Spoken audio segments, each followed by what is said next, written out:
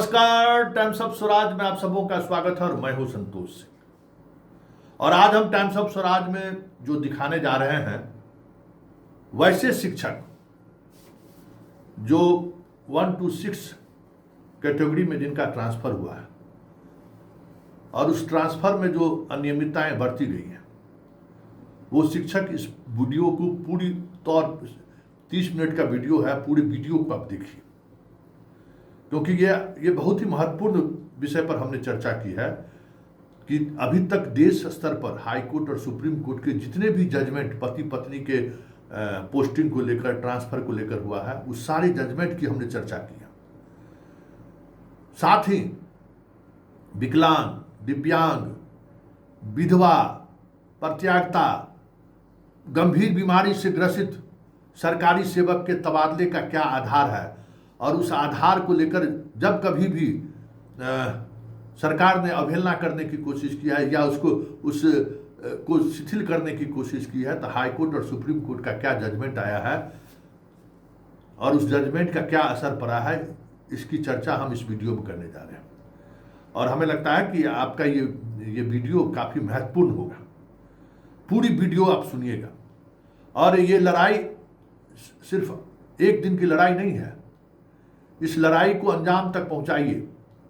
ये जो जिला के स्तर पर जो चीजें की जा रही हैं, आप समझते हैं कि कफन चोर सबको जो है जिम्मेवारी दी गई है, वही कफन चोर जो आए दिन देख रहे हैं जहां से घूस लेते हुए गिरफ्तार हो रहा है, उससे आप क्या उम्मीद कर सकते हैं न्याय की?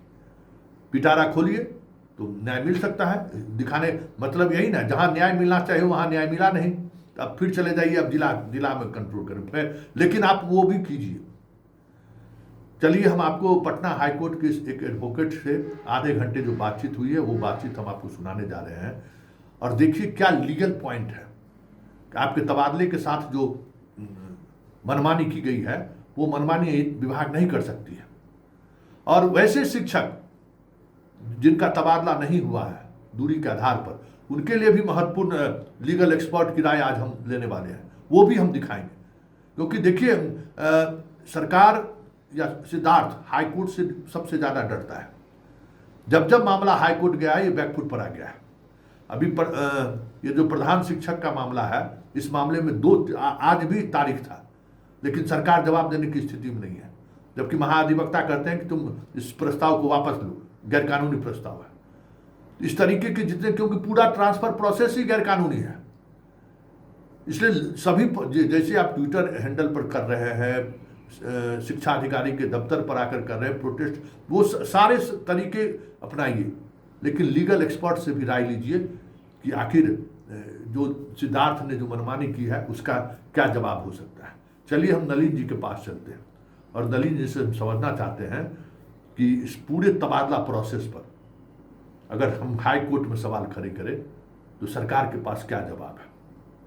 मित्रों, 1 तारीख में सरकार का पसीना छूट जाएगा। और कैसे छूटेगा?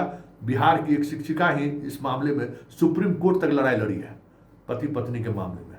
बिहार की एक विधवा महिला सुप्रीम कोर्ट तक लड़ी है और बिहार का ही एक दिव्यांग सुप्रीम कोर्ट तक लड़ा है।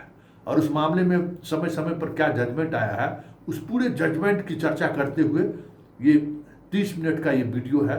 ये वीडियो जरूर देखिए और पूरे तन्मयता से सुनिए, बहुत कुछ आपको समझ में आएगा कि सरकार के इस तुगलकी फैसले का हम कैसे प्रतिकार कर सकते हैं। चलिए हम सीधे चलते हैं नलिन जी के पास।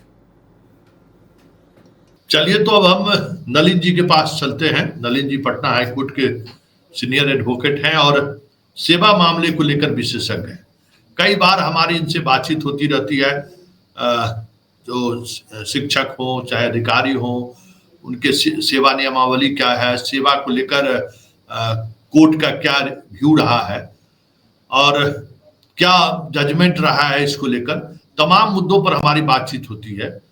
और खास करके जो 26,000 से अधिक शिक्षकों का तबादला हुआ है, ऐसे शिक्षक जो पति पत्नी के साथ रहना चाहते हैं, वो उस आधार पर उनका तबादला हुआ है, या फिर बीमार हैं, या फिर विकलांग हैं, या फिर दृष्टिहीन है, जो 6 कैटेगरी है, या विधवा हो या पति जिनको छोड़ दिया हो, इस तरीके की 6 कैटेगरी सरकार की तरफ से ही बनाए गए और उनके तबादले को लेकर सारे विभाग में हर 2-3 महीने पर बैठक होती रहती है, एक वर्ष में बैठक होना ही होना है, और उसमें बैठक में आवेदन पर विचार किया जाता है।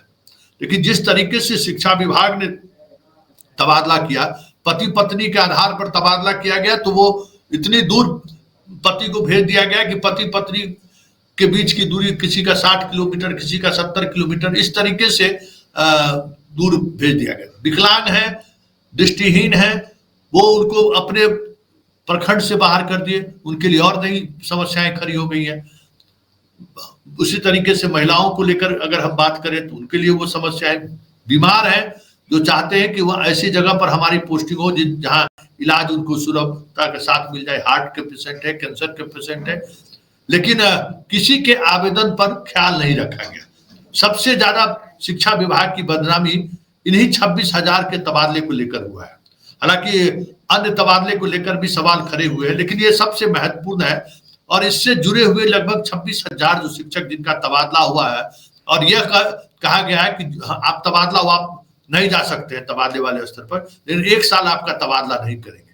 वो कितना तुगलकी फरमान है शिक्षा विभाग का, या यूं कहे कि शिक्षा विभाग की ये जो हिटलर शाही है, वो हिटलर शाही कोर्ट के सामने कितना टिकेगा, इस सब जानने के लिए सीधे चलते हैं नलिन जी के पास। सबसे पहले नलिन जी, हाँ, सबसे पहले आपके चैनल के माध्यम से आपके टाइम्स ऑफ स्वराज के दर्शकों को मेरा प्रणाम, मेरा अभिवादन स्वीकार करें। चूँकि अभी विभाग में शिक्षकों का ट्रांसफ़र ज्वलंत मुद्दा बना हुआ है, काफ़ी इस पर कुछ शिक्षकगण जिनका मनोनुकूल ट्रांसफ़र हुआ है, मनोनुकूल, तो वो सरकार के पॉलिसी से खुश है, और कुछ टीचर जिनका नहीं हुआ है वो नाराज़ हैं। धरना प्रदर्शन भी चला है, ऐसा शिकायत आ रहा है, सचिवालय तक कई शिक्षक गए हैं। और देखिए, इस ट्रांसफ़र में सबसे पहले कुछ त्रुटि की हम लोग यदि बात करें कि कहाँ से त्रुटि गड़बड़ियाँ होना शुरू हुआ, तो जहाँ तक ट्रांसफ़र शब्द जो है, ट्रांसफ़र शब्द का परिभाषा आपको बिहार सर्विस कोड में, बिहार सेवा संहिता में मिल जाएगा। इसके अलावा अब आइए शिक्षकों का जो नियुक्ति नियमावली है, जैसे कि बीपीएससी शिक्षकों का TRE 1-2 का ट्रांसफ़र हो रहा है, TRE 3 अभी नहीं हो रहा है। तो 1-2 का उनका विद्यालय अध्यापक नियमावली है, जिसमें ट्रांसफ़र का दिया हुआ है कि ट्रांसफ़र कैसे होगा। ट्रांसफ़र के लिए उसमें बताया गया है कि मंत्रिमंडल सचिवालय और जो प्रशासी विभाग है, यानी कि शिक्षा विभाग, उसके गाइडलाइंस के अनुसार होगा। ओके, तो इसमें है, इस ट्रांसफ़र को करने के पहले मंत्रिमंडल सचिवालय का जो गाइडलाइंस है वो तो है, वो तो मौजूद है, बट डिपार्टमेंट का जो गाइडलाइंस है, जो इतना मास ट्रांसफ़र होने जा रहा था, लेकिन डिपार्टमेंट ने कोई गाइडलाइन इशू ही नहीं किया। ठीक, एक गाइडलाइन हल्का देने का कोशिश किया भी था, जिसको कि कोर्ट ने जब इनको काउंटर मांगा तो ये अपने गाइडलाइन को वापस ले लिए थे, याद है ना, जिसमें कि इन्होंने तय किया था कि कितना % विशिष्ट शिक्षक रहेंगे, कितना % नियोजित रहेंगे, कितना रेगुलर रहेंगे, कितना TRE वाले रहेंगे। तो गाइडलाइन तो कोई दिए नहीं। अब उससे समस्या ये वापस क्यों लिए थे? ट्रांसफर कोई नलिन जी, वो वापस क्यों ले लिए थे? ये वो उसमें वापस लेने का काम ये था कि उस दरमियान आप भी अपने थ्रू पॉइंट आउट कर रहे थे, बार बार डिस्कशन में हम लोग भी कर रहे थे, बट कोर्ट जब इनके ट्रांसफर के गाइडलाइंस के विषय में काउंटर मांगा, निश्चित कोर्ट तभी काउंटर एफिडेविट की मांग करती है जब कोर्ट को लगता है कि प्राइमा फेसी ये केस सुनने लायक है। ठीक, तो इन्होंने देखा, जो अब कोर्ट काउंटर मांग रहा है, इनको पता था कि उस गाइडलाइंस में कई सारी गड़बड़ियां थी, जैसे कि अनुमंडल का ऑप्शन मांगना और ये सब कई था, सारा गड़बड़ी था। टीचर है डिस्ट्रिक्ट कैडर का, आप 10 अनुमंडल का ऑप्शन मांग रहे हैं, डिस्ट्रिक्ट में 10 अनुमंडल है भी नहीं, तो ये सब कई चीज था। तो तुरंत समझ में आया विभाग के कर्ता धर्ता को कि कहीं कोर्ट में हम फंसे ना, तो उन्होंने उसको वापस ही ले लिया पॉलिसी को। अब है जो ये फिर तुरंत, चूंकि दबाव इतना था शिक्षकों की तरफ से और सरकार को चुनावी वर्ष में जाना है, तो ये सब था, सरकार की बदनामी हो रही थी, तो इन्होंने फिर क्या किया कि अब ट्रांसफर प्रोसेस इनिशिएट कर दिया। बट अनफॉर्चुनेटली इसके लिए इतना बड़ा एक्सरसाइज होने जा रहा है, तो इसके लिए एक गाइडलाइन तो कम से कम फ्रेम्ड होना चाहिए, तो कोई गाइडलाइन फ्रेम नहीं किया गया। ठीक, तो गाइडलाइन नहीं फ्रेम कर दिया किया गया, तो एज पर सर्विस रूल, जैसे टीआरई वालों का, बीपीएससी टीचर का विद्यालय अध्यापक नियमावली है, विशिष्ट शिक्षकों का विशिष्ट शिक्षक नियमावली है, और जो पुराने रेगुलर टीचर हैं उनका अपना नियमावली है, 2018 का उनका नियमावली है, तो सबका अलग अलग नियमावली है। तो जो मंत्रिमंडल सचिवालय का जो गाइडलाइंस है, वो गाइडलाइंस तो टीचर के रिस्पेक्ट में है नहीं, वो तो जनरल गाइडलाइंस है। ठीक, तो हमारे पास एक सहारा लेने का जो रह गया, शिक्षा विभाग को जो कंसिडर करना चाहिए था वो इन्हीं गाइडलाइंस को करना था। लेकिन एक समस्या ये आ रहा था टीचर के ट्रांसफर में, जिस पर कि विभाग ने बिल्कुल ध्यान नहीं दिया। जैसे हम इसको उदाहरण से थोड़ा सा इसको एक्सप्लेन करना चाहेंगे। जैसे सपोज दैट पटना का ही ले लें, बांकीपुर स्कूल है, Bankipur girls school reputed school है। सपोज दैट उस स्कूल के लिए 10 टीचर्स ने एप्लीकेशन डाल दिया किसी सब्जेक्ट में, सपोज दैट इंग्लिश की ही बात करें, और सपोज दैट उस इंग्लिश में वैकेंसी है वहाँ 1 या 2 वैकेंसी, सपोज दैट मान लीजिए जो भी है, तो आखिर 10 टीचर में दिया, तो किसको वहाँ पोस्टिंग किस टीचर का होगा और उसका बेसिस क्या होगा, ये तो तय होना चाहिए पहले से। मापदंड, खेल का नियम पहले बनना चाहिए, नियम बना नहीं तो यहाँ आर्बिट्रेरीनेस आ जाता है, यहाँ पिक एंड चूज आ जाता है। ठीक, कि हम किसको वहाँ रखेंगे। पूर्व का गाइडलाइन जो रहा है, प्राइमरी वगैरह में गाइडलाइंस रहा है प्राइमरी टीचर्स के पोस्टिंग में, कि सपोज दैट एक पोस्ट है और वहाँ कई सारे टीचर ने आवेदन कर दिया कि मेरा यहाँ पोस्टिंग हो, मेरा यहाँ हो, तो उसमें प्रेफरेंस दिया जाता है। तो सबसे पहला प्रेफरेंस विकलांग को, यदि विकलांग नहीं है तो सेकंड प्रेफरेंस महिला को, उसके बाद थर्ड प्रेफरेंस में तब फिर सीनियरिटी पर चला जाएगा। यदि पुरुष है तो उसमें सीनियरिटी पर तय होगा कि जो सीनियर होंगे वो वहां रहेंगे, जूनियर होंगे तो इसमें है कोई भी शिकायत नहीं कर सकता है, किसी को शिकायत नहीं होगा। ठीक, कोई छट गया तो मानेगा कि हाँ भाई खेल के नियम के तहत ही हम छटे हैं, हम नियम के दायरे में नहीं आए तो हम बाहर गए। ठीक, लेकिन यहाँ क्या हुआ कि नियम तो बना नहीं। और उसके अलावा देखिए जनरल जो ट्रांसफर पोस्टिंग जो है ये तो सर्विस का इंसिडेंट है। ट्रांसफर पोस्टिंग पर टीचर को या किसी भी कर्मचारी को हाय तौबा नहीं मचाना चाहिए। ट्रांसफर सर्विस का वो पार्ट है, बड़े से बड़े ऑफिसर्स का ट्रांसफर होता है, इसलिए ट्रांसफर किसी का राइट नहीं है, अधिकार नहीं है, बट ट्रांसफर ये हम बोल रहे हैं अपने मन से नहीं बोल रहे हैं। अब तो आजकल सही बात बोलना ही बड़ा मुश्किल है, लोग उसका अजीब अजीब रिएक्शन देने लगते हैं, यूज करने लगते हैं। लेकिन तो हम कानूनी बात बता रहे, चूंकि हमारे आपके बीच बात हो रहा है, पत्रकार है, हम एडवोकेट है, तो हम आपको मतलब जो लीगल प्रोविजंस है, जो लीगल प्रिंसिपल है उसके अनुसार बात करेंगे। तो ट्रांसफर जो है वो मैटर ऑफ राइट नहीं होता है। यदि कोर्ट में आप as a matter of right जाइएगा तो कोर्ट जनरली ट्रांसफर के मैटर में इंटरफेयर ऑनरेबल कोर्ट के द्वारा डायरेक्टली नहीं किया जाता है। उसका जैसे कि और सारे एडमिनिस्ट्रेटिव एक्शन का जुडिशियल रिव्यू होता है, वैसे ही ट्रांसफर का भी जुडिशियल रिव्यू होता है, बट उसका लिमिटेड स्कोप है। लिमिटेड स्कोप है, जैसे कि मालाफाइडी के आधार पर ट्रांसफर हुआ, ट्रांसफर में आर्बिट्रेरीनेस है, ठीक, या आर्टिकल 14 का वायलेशन हो रहा है, तो कुछ इस तरह के एक्सट्रीम पैरामीटर्स पर उसको टेस्ट किया जाता है। और कई बार ऐसा होता है कि ऑनरेबल कोर्ट के द्वारा डिपार्टमेंट को ही डायरेक्शन दे दिया जाता है कि संबंधित व्यक्ति आपके पास रिप्रेजेंटेशन देगा और उस पर आपको रीजनेबल ढंग से विभागीय गाइडलाइंस के लाइट में रिजन ऑर्डर पास करना है या जो भी है। तो ये इशू था।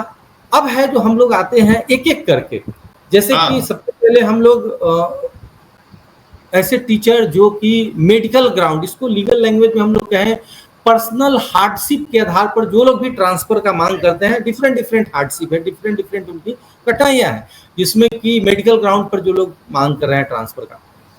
तो देखिए ऐसे थोड़ा पहले से जाएंगे, जैसे कि नए टीचर जो टीआरई वाले मेडिकल ग्राउंड पर मांग कर रहे हैं, सबसे पहला तो प्रश्न डिपार्टमेंट के आगे ये उठना चाहिए कि यदि कोई मेडिकल रूप से कोई अक्षम है तो क्या बहाली के वक्त जो बिहार सर्विस कोड में भी उसकी चर्चा है, क्या उनसे मेडिकल सर्टिफिकेट लिया गया था?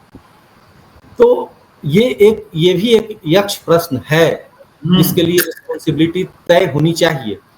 अब है कि ठीक है, कुछ है जो सर्विस में आने के बाद मेडिकली अनफिट हो गए या कुछ इस तरह का प्रॉब्लम जिनके पास है, जिनको ट्रीटमेंट की जरूरत है, तो इस पर देखिएगा तो आपको बहुत ज़्यादा specific decision honourable high court का, सुप्रीम कोर्ट का नहीं मिलेगा, बट आपको रिप्रेजेंटेशन पर बहुत सारे केस ऑनरेबल कोर्ट्स के द्वारा डिस्पोज किया जाता है, जिसमें कि एक डायरेक्शन दे दिया जाता है डिपार्टमेंट को, कई बार जरूरत को समझते हुए कि सपोज दैट कोई बीमार एम्प्लॉय है और उसको असाध्य रोग है और वो उसकी काफ़ी उसका इंटीरियर एरिया में पोस्टिंग है, वहाँ मेडिकल फैसिलिटी नहीं है, तो डायरेक्शन दे दिया जाता है कि इनका ऐसे जगह पोस्टिंग किया जाए जहाँ मेडिकल फैसिलिटी हो। कई बार कोई एक्यूट सिंड्रोम से पीड़ित हो तो उसके लिए डायरेक्शन दे दिया जाता है कि जहाँ मेडिकल कॉलेज हो वैसे जगह पर इनका पोस्टिंग किया जाए। तो घर वाला ऑप्शन मेरे नज़र में नहीं आ रहा है कि इनका घर में ही पोस्टिंग किया जाए, ठीक। लेकिन उसको लीनियंटली देखने का कोर्ट अक्सर रिप्रेजेंटेशन के स्टेज से डिस्पोज करती है कि डिपार्टमेंट को ही फिर दे देती है कि आप इसको डिसाइड कीजिए, बट वो मैंडेटरी ऐसा कुछ होता नहीं है कि आप जाइएगा और हर हाल में मिल जाएगा। लेकिन हाँ, कोर्ट थोड़ा सिंपैथिकली इस चीज को देखता है। अच्छा नलिन जी, एक और बात हम देख रहे हैं, जैसे मान लीजिए कि बेटा हमारा बीमार रहता है या हस्बैंड को इस तरीके का बीमारी है, उसका भी कोई ट्रांसफर पोस्टिंग में प्राथमिकता दी जाती है क्या? नहीं, देखिए ये ऐसा कोई परिपत्र वगैरह मेरे नॉलेज में नहीं आया है या कोई विभागीय गाइडलाइंस वगैरह मेरे नॉलेज में नहीं है, ठीक। अब है कि सहानुभूति चुनावी वर्ष है, सहानुभूति बस बहुत सारा ग्राउंड है। देखिए जिनके घर में इशू है उनसे हम लोग को भी सहानुभूति है, लेकिन लॉ तो सहानुभूति से नहीं चलती है ना। लॉ तो नियम है, और कोर्ट जो है, ऑनरेबल कोर्ट जो भी आदेश करते हैं वो अपने नियम के दायरे में ही करते हैं, वो उनका एक सीमित दायरा है कोर्ट का भी। तो कहने का मतलब ये अपना पर्सनल हार्डशिप है, बट उस हार्डशिप के अनुसार डिपार्टमेंट कितना एकोमोडेट कर पाएगा वो डिपार्टमेंट के डोमेन में है, डिपार्टमेंट के अधिकार क्षेत्र में है। बट यहाँ जो दिक्कत हुआ वो सारा दिक्कत का कारण ये रहा कि डिपार्टमेंट इस ट्रांसफर ये जो एक्सरसाइज शुरू करने के पहले एक प्रॉपर गाइडलाइन फॉर्मुलेट नहीं किया, उस कारण से और समस्या बढ़ गया। अब दूसरा हम लोग आते हैं पति पत्नी वाले इशू पर, जो कि बहुत रेलिवेंट इशू है। नहीं, पति पत्नी पर आने से पहले हम चाहेंगे कि विकलांग और दृष्टिबाधित जो है उनके लिए क्या है?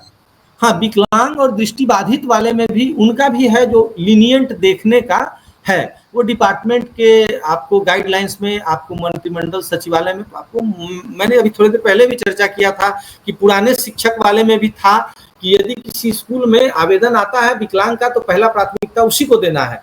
जिनको दिव्यांग बोलते हैं, दिव्यांग उनका प्राथमिकता बनता है, और नेचुरल ये होना भी चाहिए, क्योंकि उनको शारीरिक नीड है, कोई ब्लाइंड है, कोई उसको उसका नीड है, तो उसको तो डिपार्टमेंट को कंसीडर करना ही करना चाहिए। यदि उसको नहीं कंसीडर किया जा रहा है तो ये बहुत दुर्भाग्यपूर्ण और गलत, बड़ा अपराध भी है। हाँ, ये एकदम निश्चित को लेकर कई तरह के उनके सपोर्ट के लिए कानून भी बना हुआ है। देखिए बनाना बहुत सारा कानून है। देखिए इस ट्रांसफर एक्सरसाइज में सबसे बड़ा गलती ये हुआ है कि ट्रांसफर का जो प्रक्रिया होता है वो अभी तक तो मैनुअली होते आया है। अब ये पहली बार एडॉप्ट किया गया है कि ये mechanically by way of computer किया जा रहा है।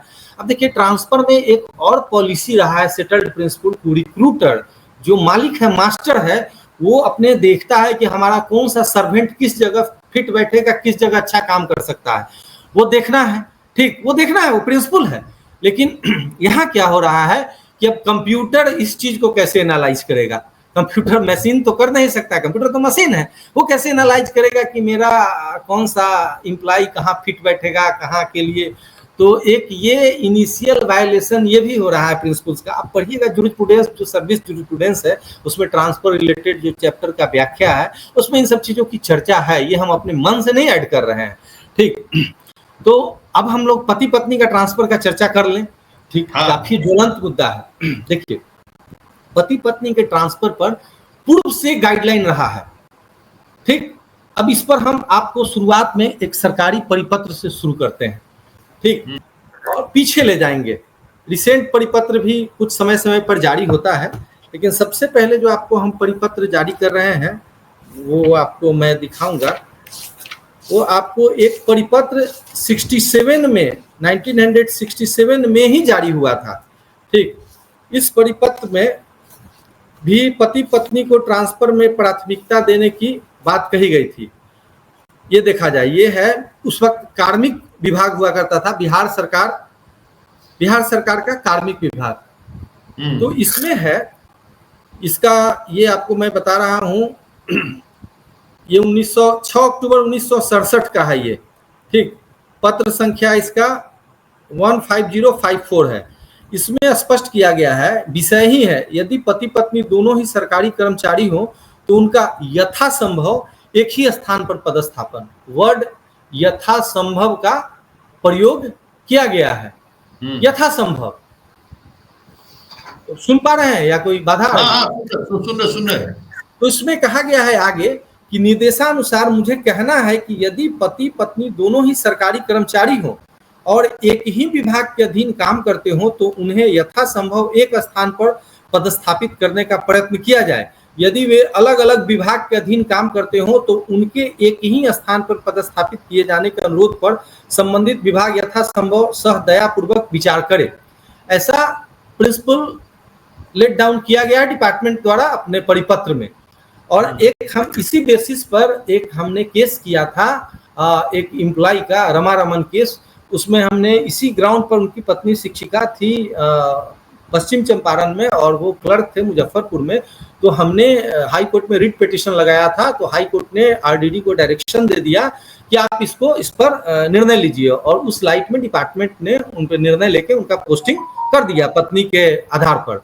तो ये रहा है। दूसरा, अब हम आते हैं आपको, अब आ जाइए, डिपार्टमेंट का एक और लेटर है जो कि 2007 का है, 1/3/2007 का है। ये मंत्रिमंडल सचिवालय एवं समन्वय विभाग का, जिसका कि आपको विशिष्ट शिक्षक नियमावली में और ये विद्यालय अध्यापक नियमावली में चर्चा किया गया है कि इसके गाइडलाइन को हम फॉलो करेंगे।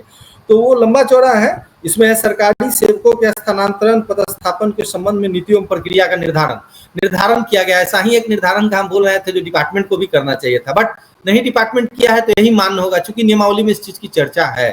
तो इसमें भी स्पेसिफिक, अब लंबा चौड़ा है गाइडलाइन, लेकिन स्पेसिफिक ये हम पढ़ देते हैं। पति पत्नी वाला कंटेक्स्ट में यथासंभव वर्ड यूज किया गया है। यथासंभव पति पत्नी को एक स्थान पर पदस्थापित किया जाएगा अगर पति पत्नी एक विभाग के नियंत्रणाधीन हो तो, ठीक। तो ये गाइडलाइन है। अब एक और आपको हम शिक्षा विभाग का, ये 19/11/2091 का है। उस वक्त के रूल्स के अनुसार ये था, उस वक्त जो गाइडलाइन टीचर्स के लिए दिया गया था।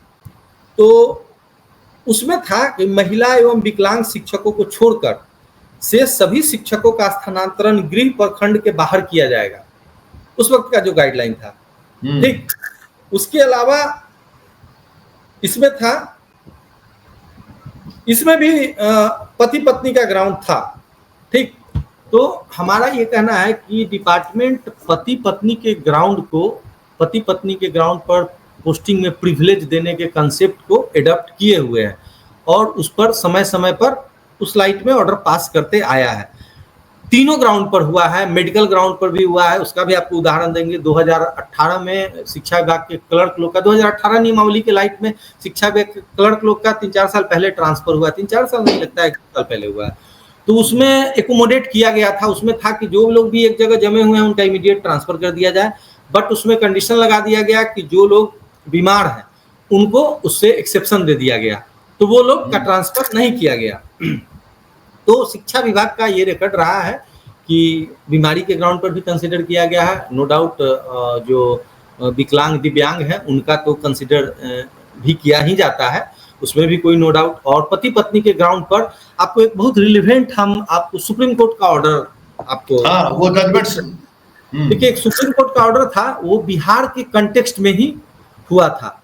ये आपको हम बता रहे हैं, ये शिल्पी बोस केस है और ये रिपोर्टेड है, ये AIR में छपा हुआ है, ठीक। रिपोर्टेड जजमेंट है, 1991 का है। तो ये शिल्पी बोस केस का ये फैक्ट ये था कि शिल्पी बोस के पति भी टीचर थे, ठीक। शिल्पी बोस ने उसी आधार पर डिपार्टमेंट को अपना रिप्रेजेंटेशन दिया कि मेरा ट्रांसफर किया जाए पति के आधार पर, और उनका ट्रांसफर कर दिया गया। शिल्पी बोस और भी टीचर साथ में होंगी। तो जिन टीचर्स, जिस स्कूल में उनको डाला गया, जाहिर सा है कि वहाँ सीट वैकेंट नहीं था, तो वहां से कुछ टीचर्स को हटा दिया गया, एबीसीडी सपोज दैट। तो जिन एबीसीडी को हटाया गया वो टीचर लोग चले गए हाई कोर्ट, और हाई कोर्ट चले गए, कहे हमको क्यों हटा दिया गया, इनके कारण से, हम तो पहले से थे। तो हाई कोर्ट ने उस ऑर्डर को स्ट्रक डाउन कर दिया। फिर शिल्पी बोस सुप्रीम कोर्ट चली गई। सुप्रीम कोर्ट ने सुनवाई करने के बाद हाई कोर्ट के ऑर्डर को स्ट्रक डाउन कर दिया। ठीक, अब ऑनरेबल सुप्रीम कोर्ट के द्वारा इसमें क्या प्रोपोजिशन लेट डाउन किया गया वो हम पढ़ देते हैं, थोड़ा सा है उसको। Some lady teachers in primary schools in state of Bihar were transferred on their request, where their husbands were posted. Other teachers who were displaced by these transfers approached Patna High Court, who quashed the order of transfer. The Supreme Court on appeal set aside the order of High Court, observing. अब Supreme Court ने क्या observe किया, सो देखिए.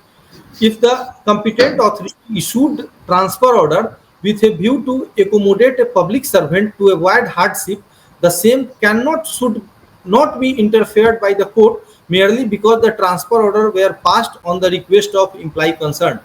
तो कहने का मतलब honourable Supreme court तक ये चीज एस्टेब्लिश्ड हो चुका है कि पति पत्नी के ग्राउंड पर उसको एकोमोडेट किया जा सकता है, किया जाता है, ऑल्दो ये मैंडेटरी नहीं है, बट ऐसा कंसेप्ट रहा है। अब हम पर्सनल हार्डशिप पर क्या कुछ और ऑनरेबल सुप्रीम कोर्ट के द्वारा कहा गया है, ऑनरेबल सुप्रीम कोर्ट के द्वारा लेट डाउन किया गया है, बहुत रेलिवेंट चीज डिस्कस करेंगे, जिसमें कि एक आपको हम डिस्कस कर रहे हैं, ये दीपा वशिष्ठ केस है वर्सेस स्टेट ऑफ यूपी। इसमें ये 1996 में रिपोर्टेड है। इसमें ऑनरेबल सुप्रीम कोर्ट के द्वारा प्रोपोजिशन लेट डाउन किया गया कि although the guidelines are not binding, guideline जो है ये पति पत्नी का ग्राउंड या जो भी ग्राउंड है ये बाइंडिंग नहीं है, जो 100% इसका पालन ही हो। आगे ऑनरेबल सुप्रीम कोर्ट जो इसमें उनका आगे ऑब्जर्वेशन है, it does not mean that, इसका मतलब ये भी नहीं है कि that the authorities can act at their whims to disturb a family setup. इसका मतलब ये भी नहीं है कि अथॉरिटी जो है अपना मनमाना करने लगे, उनको जो व्हिम्स में आ जाए, जो मन में आ जाए, उनको फैमिली सेटअप डिस्टर्ब करने का इससे उनको अधिकार नहीं मिल जाता है। ठीक, and the authorities are expected to follow the guidelines, और अथॉरिटी से यह अपेक्षा किया जाता है, ऑनरेबल सुप्रीम कोर्ट अपेक्षा करता है कि आप गाइडलाइंस को फॉलो कीजिएगा। ठीक, and the exercise of power should as far as practicable be in conformity with such guidelines, और जो एक्सरसाइज होगा ये पावर का, ट्रांसफर वाले पावर का, तो उसको उस गाइडलाइंस के कन्फर्मिटी में, उसके सामंजस्य में होना चाहिए। ये कोर्ट का ये स्पष्ट आदेश रहा है। ठीक, आगे भी है और भी कुछ केस है, उसमें भी है कि in other words, in garb of public interest or administrative exigencies, it is not at the whims of the authority to disturb the family by transferring one of the husband and wife to a different place, since the guidelines are not in imperative form and they have no force of law. अब चूंकि guidelines है, guidelines में ये force of law तो है नहीं, तो इस आधार पर आप उसको पूरी तरह से बाईपास नहीं कर सकते हैं कि हम इसको, ये इंपरेटिव नहीं है, ये मैंडेटरी नहीं है। जी, तो 3 मुद्दा है जो मतलब 1 to 6 में जो बातें सामने आई हैं, विधवा हो, पतिव्रता हो, पति पत्नी हो, बिहार सरकार खुद अपने सर्विस कोड में भी इसको संरक्षण देने की बात की। जी, ऐसे शिक्षक, ऐसी शिक्षिका जो इस आधार पर तबादला के लिए आवेदन दी थी, और उसके तबादले पर विचार इसलिए नहीं किया गया कि वैकेंसी नहीं है, और उनके मतलब आसपास जहाँ मेडिकल फैसिलिटी हो, या जहाँ पति पत्नी हो, या दिव्यांग या विकलांग जो भी हैं, उनको उनके जगह पर नहीं दी गई, काफी दूर पोस्टिंग कर दिया गया। तो क्या कोर्ट ऐसे तमाम शिक्षकों की बात को गंभीरता से अगर कोर्ट में जाए, वो उनको न्याय मिलने की उम्मीद की जा सकती है?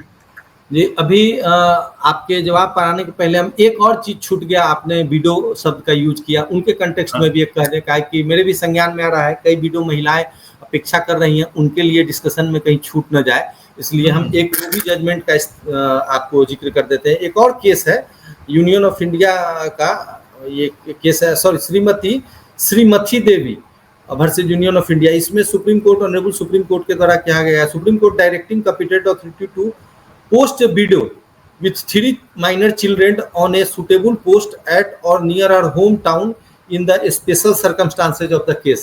इसमें वीडियो का स्पेशल सर्कमस्टांस में कंसीडर करके 3 बच्चे भी थे छोटे छोटे, तो सुप्रीम कोर्ट ने कहा कि उसके घर के नजदीक में कहीं पोस्टिंग करने के लिए दिशा निर्देश दिया गया था। तो ये भी हम जिक्र किए।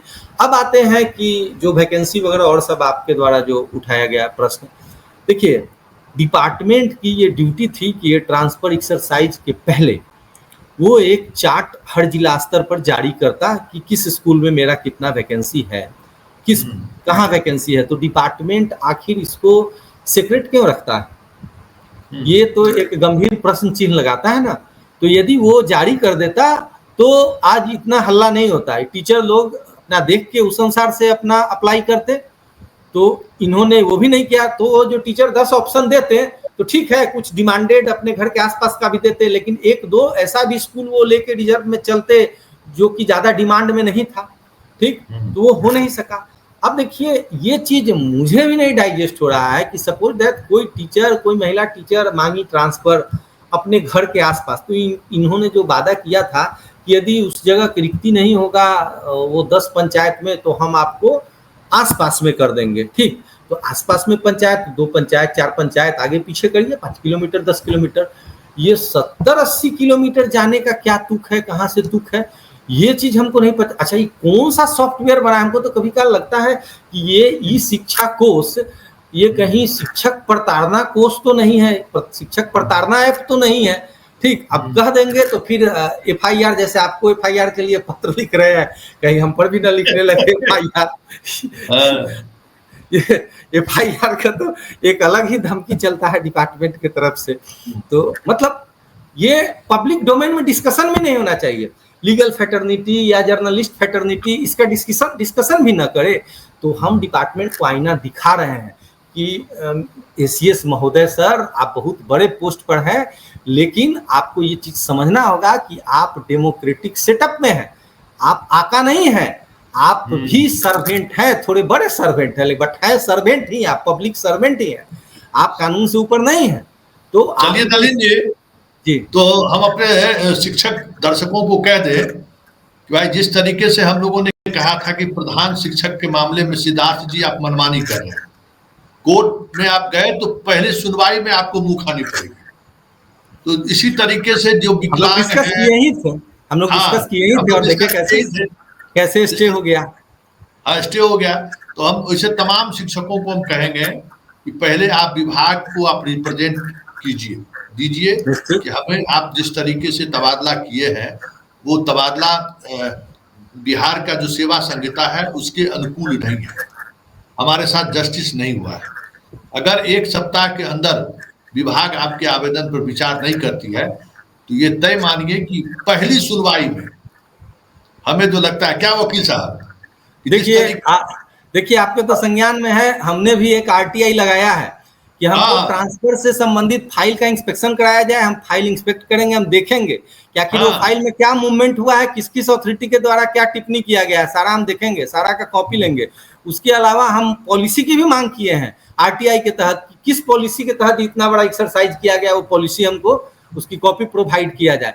तो निश्चित रूप से ऑनरेबल कोर्ट में जाएगा। देखिए हमने पहले ही बता दिया है कि ट्रांसफर के मैटर में कोर्ट सीमित दायरे में इंटरफेयर करती है, बट कुछ चीज है जो कि बहुत बड़ा वाइटल प्रश्न है कि आखिर ये इतना बड़ा एक्सरसाइज हो गया और इसमें आखिर कोई पॉलिसी है भी कि नहीं, आखिर किस पॉलिसी पर ये चुन लिए कि बांकीपुर गर्ल्स स्कूल में हम किसको पोस्टिंग करेंगे, हाँ ये किस स्कूल में किसको पोस्टिंग करेंगे, क्योंकि ये देखा जा रहा है कि एक ही स्कूल के लिए कई दावेदार थे, कई एप्लीकेंट थे, तो आप किस आधार पर चुन लिए।